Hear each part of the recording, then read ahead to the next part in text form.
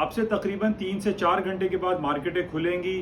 آج اتوار کے دن اسرائیل کی مارکیٹ اور سعودی عرب کی مارکیٹیں کھلی ہوئی تھی. اسرائیل 7% مائنس اور سعودی عرب 2% مائنس رہا. اسرائیل اور حماس یعنی فلسطین کے درمیان ایک بھرپور جنگ سٹارٹ ہو چکی ہے. اس جنگ میں ہم یہ دیکھ رہے ہیں کہ اسرائیل کا ڈیفنس سسٹم ٹوٹلی فیلئر کی طرف چلا گیا. بہت سارے سوالات اٹھ رہے ہیں. امریکہ نے یہ کہا ہے کہ ہم اسرائیل کا ساتھ بھرپور دیں گے اور دنیا کے دوسرے جو اسلامک ممالک ہیں وہ فلسطین کا ساتھ دینے کی باتیں کر رہے ہیں.